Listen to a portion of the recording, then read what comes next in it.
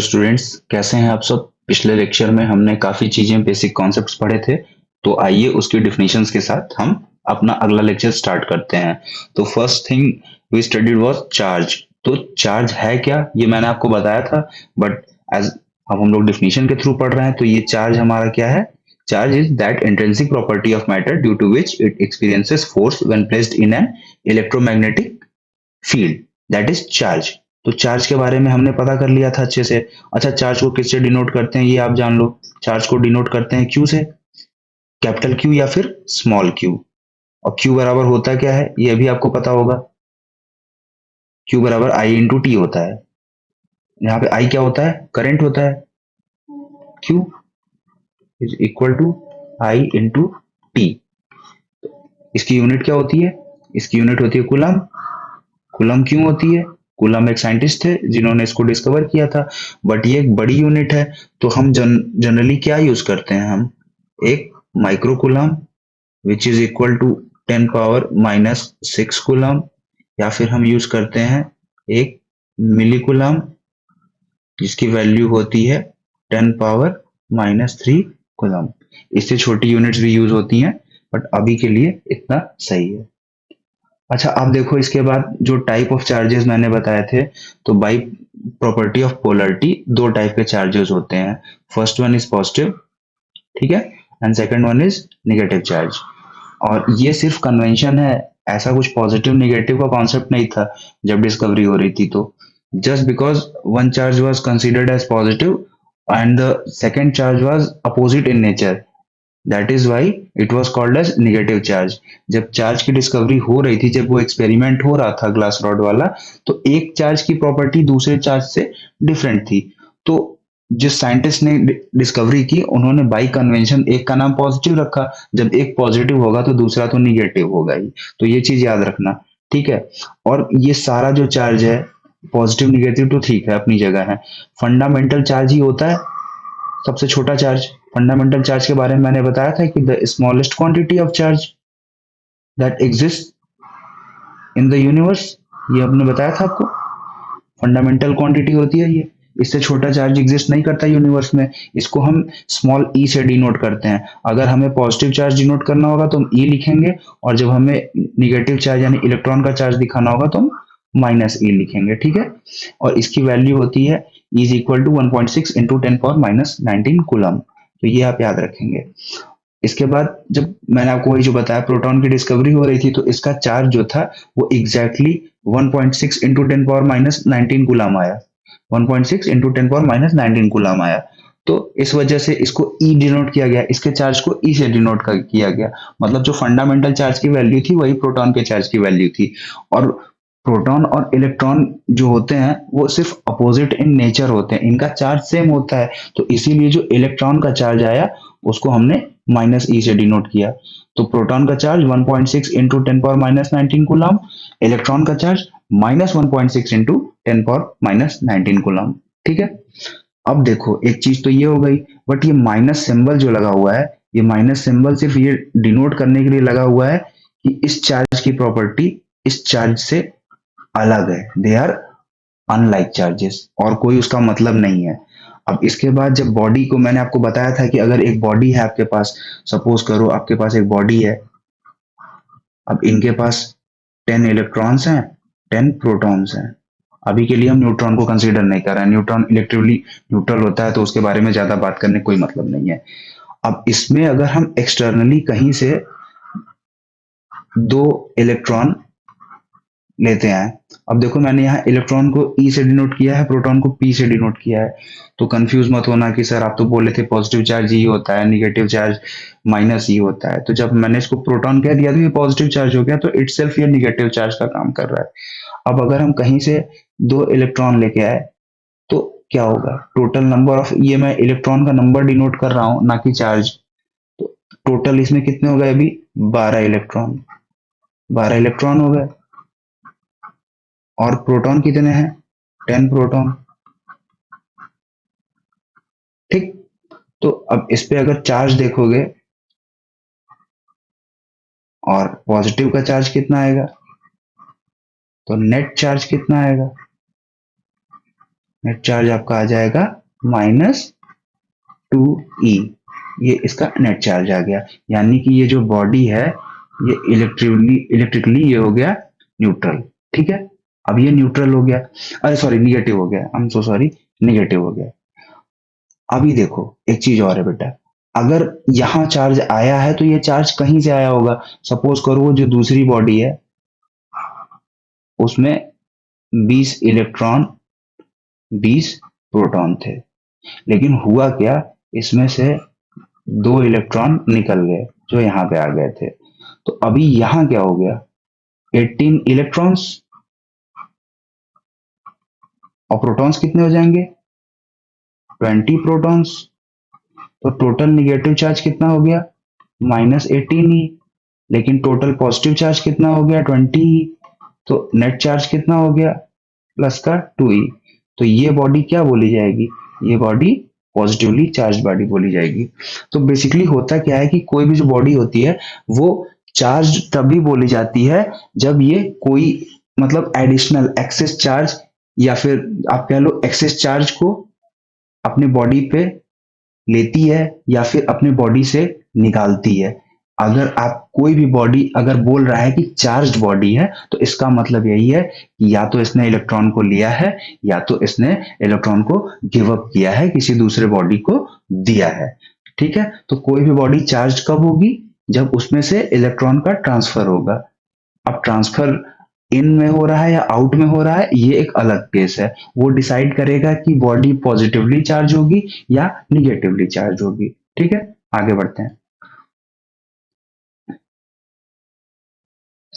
अब जो मैंने टर्म यूज किया था पोलैरिटी, तो पोलैरिटी क्या होती है, पोलैरिटी इन जनरल सेंस में आपको बता रहा हूं, पोलैरिटी का मतलब होता है कि दो आइडेंटिकल चीजें बाई प्रॉपर्टी एक दूसरे से डिफरेंट हो, तो उसको हम बोलते हैं पोलैरिटी।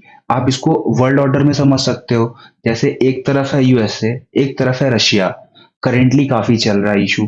तो आप देखो कुछ कंट्रीज यूएसए की तरफ हैं और कुछ कंट्रीज रशिया की तरफ हैं। तो जो कंट्रीज यूएसए की तरफ हैं तो वो यूएसए की तरफ अपनी पोलैरिटी अपना ओरिएंटेशन दिखा रही हैं, जो रशिया की तरफ है वो रशिया की तरफ अपना ओरिएंटेशन दिखा रही हैं। तो मतलब जो वर्ल्ड है वो बाइपोलर हो चुका है।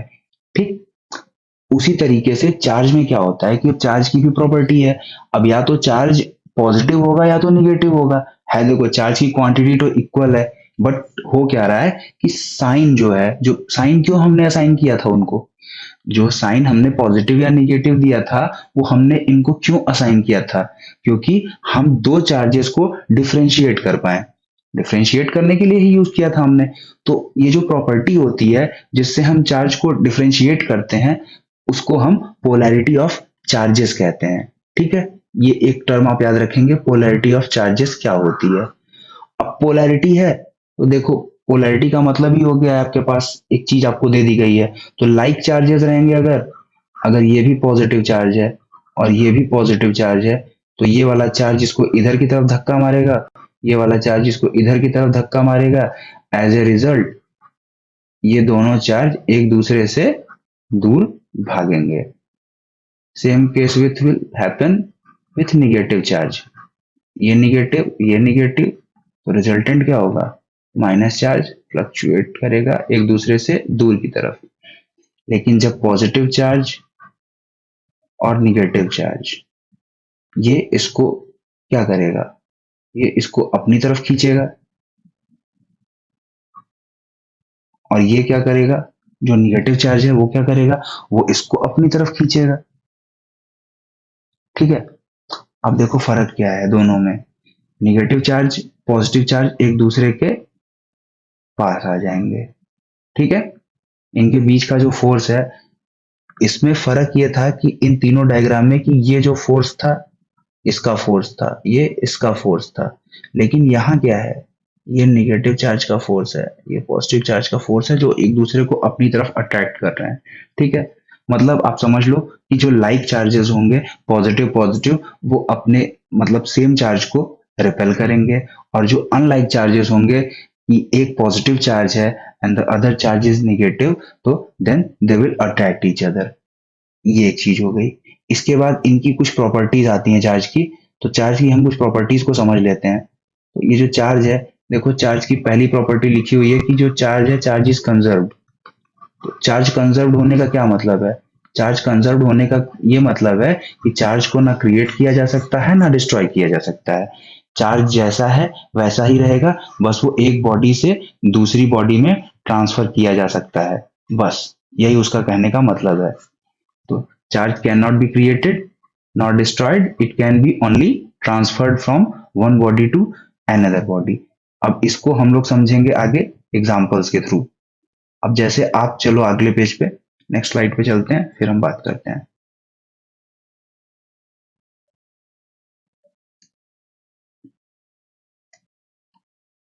देखो चार्ज है, अब हम इसको एग्जांपल के थ्रू समझते हैं। जैसे अभी मैंने एक बॉडी ले ली, ठीक है, ये एक बॉडी है, इसमें समझ लो कि 1 मिनट के लिए कि ये अभी न्यूट्रल है, और ये दूसरी बॉडी है, ये भी न्यूट्रल है।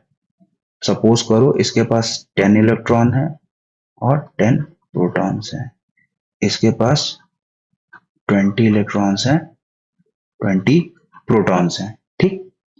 अब हो क्या रहा है कि हमने इन दोनों को कांटेक्ट करवाया, दोनों बॉडीज को हमने कांटेक्ट करवाया, चार्ज अब रब किया, मतलब जैसे रबिंग होती है ना, जैसे आपको एक्सपेरिमेंट बताया गया था कि ग्लास रॉड को रब किया है, उसके बाद फिर ले गए फेदर के पास, तो वो अट्रैक्ट कर रहा था वो चीज, हमने रब करवाया, तो रब करवाने पे क्या हुआ, इलेक्ट्रॉन का ट्रांसफर हुआ। सपोज करो कि अभी ये जो फर्स्ट बॉडी थी, इसने कर लिए हैं अपने 12 इलेक्ट्रॉन, ठीक, और प्रोटॉन इसके 10 ही है। और जो दूसरी बॉडी है हमारे पास, उसने क्या किया, उसके पास अभी हो गए हैं 18 इलेक्ट्रॉन और 20 प्रोटॉन। तो ये बॉडी क्या हो गई, दो पॉजिटिव चार्ज, इस पे दो निगेटिव चार्ज। लेकिन एज ए होल अगर आप देखोगे, एज ए सिस्टम आप देखो इसको, अब आप एक सिस्टम वाइज देखो, तो यहाँ पे टोटल इलेक्ट्रॉन्स कितने थे, 30, और टोटल प्रोटॉन्स कितने थे, 30। अब यही चीज आप यहाँ पे अप्लाई करके देखो,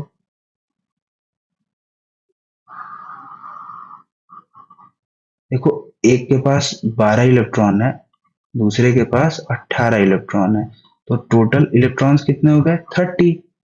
एक के पास 10 प्रोटॉन है, एक के पास 20 प्रोटॉन है, तो टोटल प्रोटॉन कितने हो गए, 30। तो इससे आपको क्या समझ में आया कि जो नेट चार्ज था, जो आपके सिस्टम में जो नेट चार्ज दिख रहा था, वो क्या है, वो बिल्कुल ही इक्वल है। यानी कि जो चार्ज है वो क्या हो गया बेटा, वो कंजर्व्ड हो गया।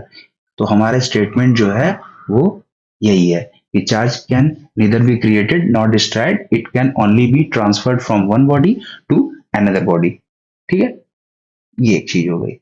इसके बाद अगर हम अब आगे देखते हैं, दूसरा इसकी प्रॉपर्टी थी कि चार्ज जो होता है क्वांटाइज्ड होता है।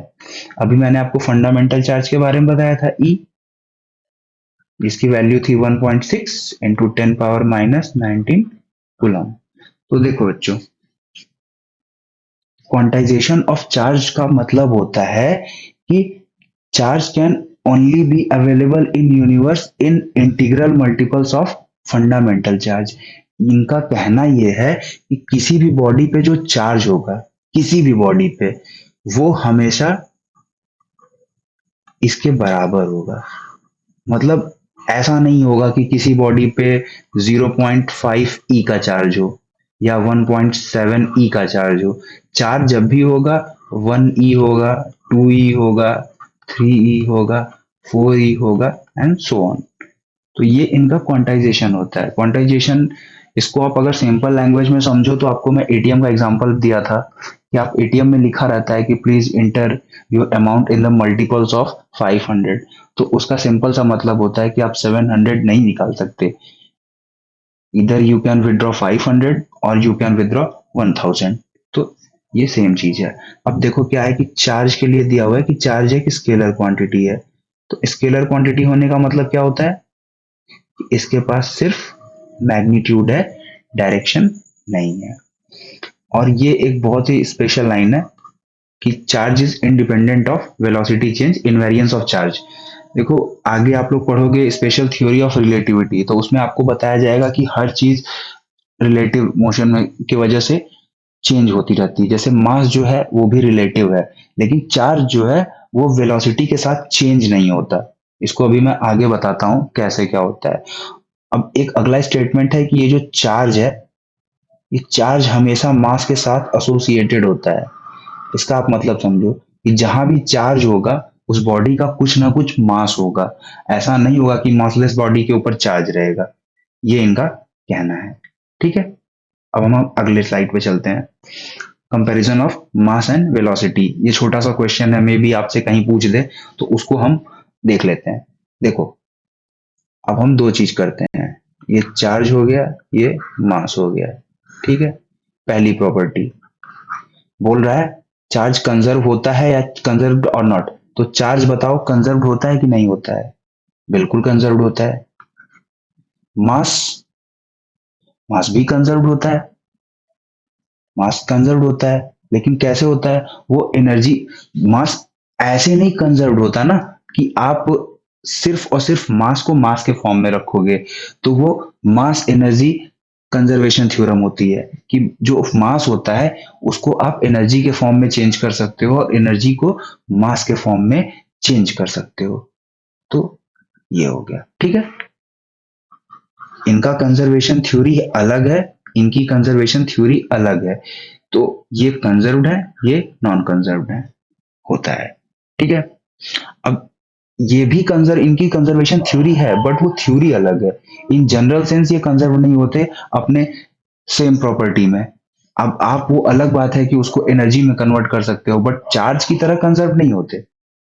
चार्ज कैसे कंजर्व होता है कि charge can neither be created nor destroyed. ठीक, it can only be transferred from one body to another body. Mass कैसे कंजर्व होता है? मास ऐसे कंजर्व होता है कि मास can neither be created nor destroyed, it can only be changed in forms of energy. और ये इंटरचेंजेबल होते हैं, एनर्जी मास बन सकती है, मास एनर्जी बन सकती है। ठीक है, दूसरा पॉइंट देख लो। दूसरा पॉइंट होता है कि पॉजिटिव या निगेटिव। तो चार्ज पॉजिटिव, निगेटिव, न्यूट्रल तीनों हो सकते हैं। मास जो होता है हमेशा पॉजिटिव होगा, ऐसा नहीं होगा कि किसी बॉडी में मास ही ना हो, मतलब निगेटिव मास हो। क्वांटाइज्ड, देखो ये तो क्वांटाइज्ड होते ही होते हैं, अभी आपने पढ़ा Q is equal to N.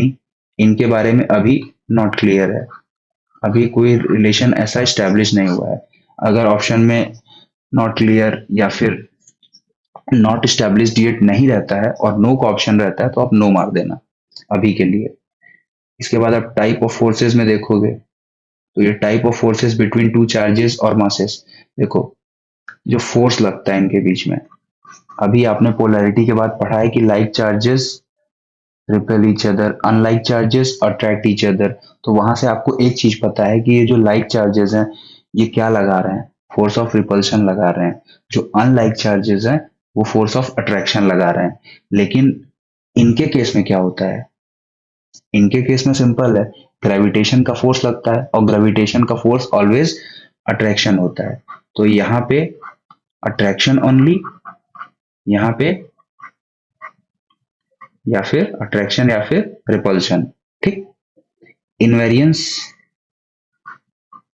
Invariance ये तो, इनमें तो इनवेरियंस होता है लेकिन इनमें नहीं होता, क्योंकि जो मूविंग बॉडी का मास होता है वो स्टैटिक बॉडी का mass under root one minus v square upon c square होता है। सी वेलोसिटी ऑफ लाइट होती है और वी जो होता है वेलोसिटी ऑफ बॉडी होती है। तो चार्ज जो है वो वेलोसिटी के साथ चेंज होता है, ये आप पढ़ोगे थ्योरी ऑफ रिलेटिविटी में। ओके, अच्छा इसकी डायमेंशन याद कर लेना, कहीं पूछा जा सकता है। चार्ज को कैपिटल क्यू से डिनोट करते हैं, करंट को डायमेंशन फॉर्मूला में एम्पियर से डिनोट करते हैं, ए से, टाइम को टी से डिनोट करते हैं। तो आपको पता है Q is equal to I into T. तो ये Q इसकी डायमेंशन, इसकी डायमेंशन हो गई ए, इसकी डायमेंशन हो गई टी। ठीक है, तो ये एक चीज है। इसके बाद जो चार्जिंग होती है, तो चार्जिंग मैंने आपको बताई थी। तो चार्जिंग के मेथड्स होते हैं, चार्जिंग के 3 मेथड्स होते हैं। सबसे पहला, फ्रिक्शन करा दो, 2 बॉडीज हैं, दोनों को रब करा दो। जैसे ग्लास की रॉड थी और वो जो फेदर था उसको रब कराया गया था। तो चार्ज जो होगा, जो इलेक्ट्रॉन्स होंगे, फ्री इलेक्ट्रॉन्स, वो एक बॉडी से दूसरे बॉडी में ट्रांसफर हो जाएंगे। तो एक में एक्सेस ऑफ इलेक्ट्रॉन्स होगा, एक में डेफिसिट ऑफ इलेक्ट्रॉन्स होगा। तो one body will considered as positive, positively charged, and the other body will be said to be negatively charged. Induction को भी साइड में करते हैं। कंडक्शन में क्या होता है, एक बॉडी पे समझ लो Q चार्ज है और दूसरी बॉडी पे 0 चार्ज है। इनको हम कांटेक्ट में ले आते हैं एक वायर के थ्रू। तो होगा क्या, इस बॉडी पे भी Q2 चार्ज आ जाएगा, इस बॉडी पे भी Q/2 चार्ज आ जाएगा। मतलब चार्ज जो है वो इक्विलिब्रियम स्टैब्लिश कर लेता है। इंडक्शन का चार्ज, इंडक्शन का चार्ज क्या होता है, इंडक्शन का चार्ज मैंने आपको बताया था कि आप एक चार्ज ले लो, एक दूसरी बॉडी ले लो और दोनों को एक दूसरे के टच में रखो बिल्कुल। मतलब एक सेकेंड, इसको हटाओ, यहाँ पे नीचे बनाते हैं। एक बॉडी और ये टच में है और ये दूसरी बॉडी, ठीक है। अब इसमें क्या है कि इनके बगल में अगर हम एक पॉजिटिवली चार्ज रॉड ले आते हैं तो जो निगेटिवली चार्ज इलेक्ट्रॉन्स होंगे वो इधर आ जाएंगे। तो इधर पॉजिटिव चार्ज की कॉन्सेंट्रेशन हो जाएगी और सेम इफेक्ट से यहाँ पे क्या होगा, नेगेटिव चार्ज, और यहाँ पे पॉजिटिव चार्ज। तो एक बॉडी में चार्ज शिफ्ट होने की वजह से जो दूसरी बॉडी में चार्ज इंड्यूस होता है, तो ये प्रॉपर्टी इंडक्शन कहलाती है। अब अगर एक सिंगल बॉडी है तो मैंने आपको अर्थिंग बताई थी, आप एक चार्ज ले आओगे। अगर आपको बॉडी पे निगेटिव चार्ज चाहिए तो आप ले आओगे, चार्ज इंड्यूस होगा और इस वाली साइड को आप मदर अर्थ से ग्राउंड कर दोगे। जब आप ग्राउंड कर दोगे तो ये सारा चार्ज चला जाएगा अर्थ में। तो अल्टीमेटली बॉडी में एक्सेस ऑफ इलेक्ट्रॉन्स होगा। जब बॉडी में एक्सेस ऑफ इलेक्ट्रॉन्स होगा तो ऑब्वियसली बॉडी निगेटिवली चार्ज होगी। पॉइंट चार्ज क्या होता है, ये क्वेश्चन आएगा आपको, और आपको एक क्वेश्चन मिलेगा टेस्ट चार्ज क्या होता है। देखो, पॉइंट चार्ज क्या होता है, अज्यूम करो आपने एक चार्ज लिया है, वो इतना छोटा है, इतना छोटा है, मतलब चार्ज छोटा नहीं है, उसकी साइज इतनी छोटी है कि आप उसको पॉइंट की तरह कंसीडर कर सकते हो। पॉइंट चार्ज एक्चुअल में नहीं होता, बट ये एक हाइपोथेटिकल चार्ज है जो हम अज्यूम करते हैं। जब ऐसी कोई बॉडी होती है जिसकी बाकी डायमेंशंस बहुत छोटी होती है तो उसको एज अ पॉइंट कंसीडर कर लिया जाता है। तो ये पॉइंट चार्ज होता है, ठीक। क्योंकि हमें कैलकुलेशंस इजी करनी होती है तो हम उसको मान लेते हैं कि वो एक पॉइंट पे ही है, ये चीज होती है। और जो टेस्ट चार्ज होता है ये एक पॉजिटिव चार्ज होता है जो हम यूज करते हैं किसी भी दूसरे चार्ज की इलेक्ट्रिक फील्ड की इंटेंसिटी या फिर इलेक्ट्रिक पोटेंशियल कैलकुलेट करने के लिए, स्ट्रेंथ को मेजर करने के लिए। तो आपको बेसिक आइडिया होना चाहिए कि ये है क्या। इसके बाद कूलम्स लॉ है। तो कूलम्स लॉ आपको पता है, जो मैंने आपको बताया था कि फोर्स ऑफ अट्रैक्शन और repulsion acting along a straight line between two electric charges is directly proportional to the product of the charges and inversely to the square of the distance between them. तो assume करो 2 point charges हैं, ठीक है। ये point A है, यहाँ पे charge Q1 है, ये पॉइंट बी है, यहाँ पे चार्ज Q2 है, और इसके बीच की जो डिस्टेंस है वो R है। तो इन्होंने बताया कि जो, अब सपोज करो कि ये दोनों चार्जेस पॉजिटिव हैं, 1 मिनट के लिए सपोज करो, तो इनके बीच का जो फोर्स ऑफ रिपल्सन होगा, उन्होंने बताया वो चार्ज Q1 के मैग्नीट्यूड के प्रोपोर्शनल होगा, वो चार्ज Q2 के मैग्नीट्यूड के प्रोपोर्शनल होगा, और वो इनके बीच की डिस्टेंस के इनवर्स के स्क्वायर के प्रोपोर्शनल होगा। तो जब इसको मिला के एक मैथमेटिकल फॉर्मूला बनाया गया तो ये बना F is equal to Q1 Q2 upon R square. तो प्रोपोर्शनैलिटी कांस्टेंट हटाने के लिए हमने यूज किया 1 pi 4 pi epsilon naught Q1 Q2 upon R square. ये चीज हो गई। तो इसको हम बोलते हैं कूलम्स लॉ। अब ये चार्ज के नेचर पे डिपेंड करता है कि ये अट्रैक्शन का होगा कि रिपल्शन का। अगर Q1 Q2 दोनों का नेचर सेम है, यानी कि दोनों की पोलैरिटी सेम है, तो फोर्स ऑफ रिपल्शन होगा। और अगर पोलैरिटी डिफरेंट है, that means one charge is positive other is negative, then there will be force of attraction. ये चीज है। और ये जो पूरा 1/4 पाई एप्सिलॉन नॉट होता है, इसकी वैल्यू होती है 9 × 10⁹ न्यूटन मीटर स्क्वायर पर कूलम स्क्वायर। ये चीज हो गई। और इसके बाद एप्सिलॉन नॉट की भी वैल्यू आप जान लो, इसको बोलते हैं परमिटिविटी ऑफ फ्री स्पेस, 8.85 हम लोग जनरली यूज करते हैं, 10⁻⁻12 कूलम स्क्वायर पर न्यूटन मीटर स्क्वायर। अगर ये वैक्यूम की जगह या एयर की जगह आप कोई ऐसा मीडियम लेते हो जो डाई इलेक्ट्रिक होता है, तो वहां पे एप्सिलॉन नॉट की जगह एप्सिलॉन आर यूज करते हैं। उसकी वैल्यू अलग होती है डिपेंडिंग अपॉन द मीडियम। वो आपको अगर कैलकुलेशन देंगे, जब हम आगे कैलकुलेटिव सवाल करेंगे तो वहां पे आपको ये मिलेगा, उसकी वैल्यू दी रहेगी। जैसे जैसे उसका काम आएगा तो मैं आपको बताते चलूंगा। डिफिनीशन ऑफ 1 कूलम, तो अभी तक आपने 1 कूलम की एक डिफिनीशन यहां से पढ़ी थी, if 1 ampere of current passes through a cross section of wire for 1 second, then the charge transferred is said to be 1 coulomb. अब दूसरी क्या है, ये बोल रहा है कि आप Q1 को रख दो 1 कूलम, Q2 को भी रख दो 1 कूलम, दोनों same nature. 1/4 pi epsilon not की वैल्यू आपको पता है 9 × 10⁹ ये होती है स्क्वायर पर कूलम स्क्वायर। ठीक है। इसके बाद आपको ये भी पता है कि जो डिस्टेंस है इनके बीच की वो 1 मीटर है। अब हमारे पास क्या है, हमारे पास फॉर्मूला है, हम फॉर्मूले में पुट कर दे रहे हैं वैल्यू। हमारे पास फॉर्मूला क्या है, F is equal to 1/4 pi epsilon naught into Q1 Q2 upon r square.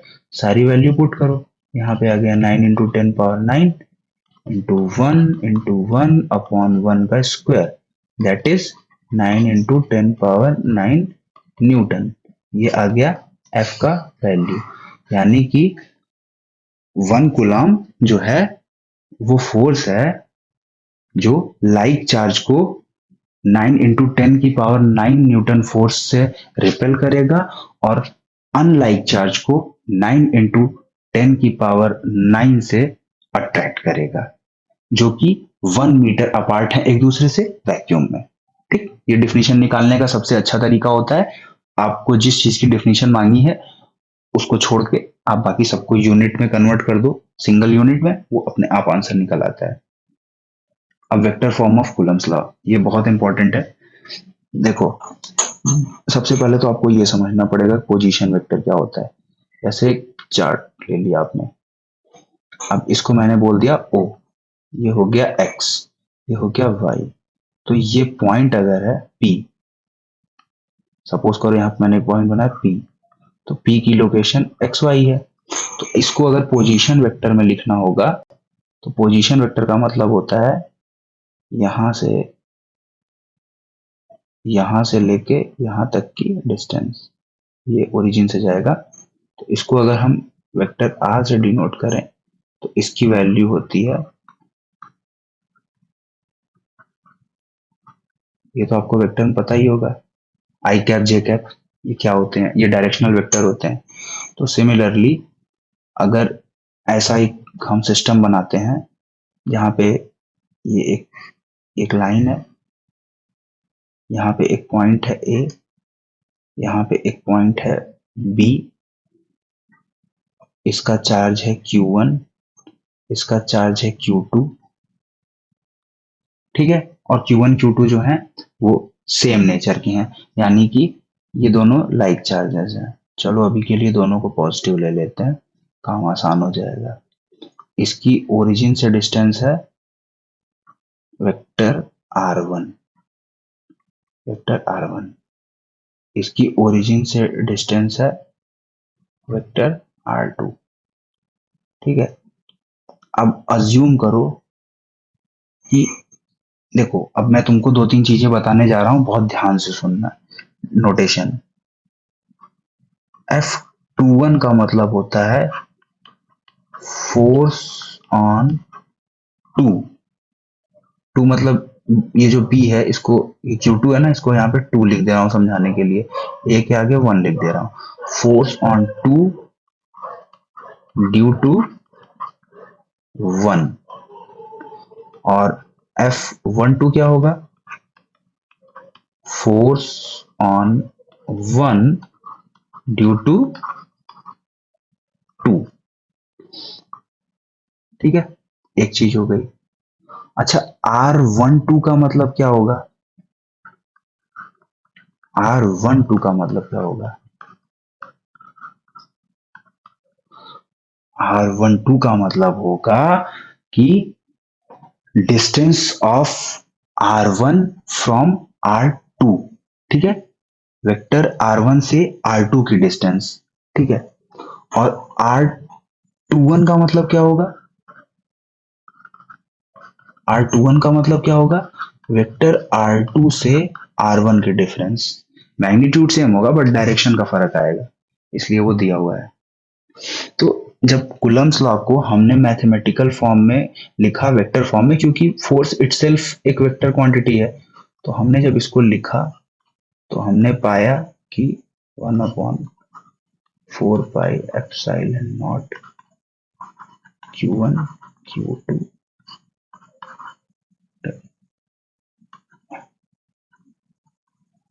Square to vector R, ये जनरल है। अब अगर आपको निकालना है फोर्स ऑन 2, मतलब charge Q2 due to charge Q1, तो it will be equal to 1/4πε0 Q1 Q2 upon R21, distance of जो पॉइंट R2 था फ्रॉम पॉइंट R1, इसका स्क्वायर। ये देखो मैग्नीट्यूड का साइन होता है मॉड, और यहाँ पे R21। ये सिमिलरली अगर हम ये निकालें कि F12 क्या होगा, तो ये भी सेम होगा 1/4πε0 into Q1 Q2 upon R12 का मॉड का स्क्वायर, और यहाँ पे R12। तो बेसिकली आपको ये पता है कि मॉड ऑफ R12 ये बराबर होगा मॉड ऑफ R21 के, क्योंकि मैग्नीट्यूड सेम है, सिर्फ डायरेक्शन का फर्क है। यानी कि R21 is negative of R12 vector. तो अब ये जो रिलेशन है, ये वाला आपका, इसको अगर हम यहाँ पुट करें F12 और F21 में, तो हमें मिलेगा F12 is equal to minus F21। ये हमारा न्यूटन के थर्ड लॉ को भी प्रूफ करता है कि एक्शन रिएक्शन लॉ जो होता है, आपने पढ़ा है ना, कि each and every action has equal and opposite reaction. तो ये वही है, रिएक्शन है बट अलग टाइप से है। ठीक है, तो ये एक चीज हो गई जो आपको पता होनी चाहिए थी। अब इसके बारे में आगे न्यूमेरिकल्स जैसे जैसे आएंगे हम उसको करते जाएंगे। एक चीज मैं आपको शायद बताना भूल गया हूँ कि कूलम्स लॉ की लिमिटेशन क्या होती है। कि पहली चीज तो ये कि जो कूलम्स लॉ होता है, ये पॉइंट चार्जेस के लिए ही होता है, और जो स्टैटिक होते हैं, एट रेस्ट होते हैं। और ये इनवर्स स्क्वायर लॉ ही को ओबे करता है, मतलब जहाँ पे डिस्टेंस जो होती है वो इनवर्स स्क्वायर लॉ आप समझ जाओगे, जैसे कोई भी लॉ हो, कोई भी ऐसा रिलेशन हो जो इस टाइप से जाता है, तो वहां पे इनवर्स स्क्वायर लॉ लगता है। इसके बाद अगर आपको मैं एक चीज और बता दूं छोटी सी, मैंने एक चीज छोड़ दी है, इलेक्ट्रोस्कोप। ये थ्योरेटिकल है तो इसको बताने का कोई मतलब नहीं है। तो इतना जान लो कि इलेक्ट्रोस्कोप एक डिवाइस होती है जिसका यूज हम करते हैं ये पता लगाने के लिए कि जो बॉडी है वो कितना चार्ज है, मतलब चार्ज है कि नहीं है, और चार्ज है तो कितना चार्ज है। तो उसमें एक लीफ लगी होती है बेसिकली, और ये कॉर्क होता है, पूरा अरेंजमेंट ऐसे होता है। तो इस पे आप जब चार्ज बॉडी को टच कराते हो, ये कंडक्टर होता है। तो ये जो लीव्स होती हैं, ये स्टार्टिंग में ऐसे रहती हैं, एकदम चिपकी हुई रहती हैं एक दूसरे से। लेकिन जैसे ही आप चार्ज बॉडी ले आते हो, चार्ज आता है, तो चार्ज आएगा तो इधर भी आएगा और चार्ज इधर भी जाएगा। तो लाइक चार्ज एक दूसरे को रिपल करते हैं, तो जो लीव्स होती हैं वो ऐसे ऐसे हो जाती हैं, एक दूसरे से डाइवर्ज कर जाती हैं। तो उसका मतलब यही होता है कि चार्ज है। और कितना ज्यादा डाइवर्जेंस होगा, इस डिग्री से पता चलता है कि जो चार्ज है हमारा वो कितना ज्यादा मैग्नीट्यूड का है। कैलकुलेट तो नहीं होता बट ये पता चलता है कि हाँ charge is heavy heavy. Okay, that's all, thank you for watching.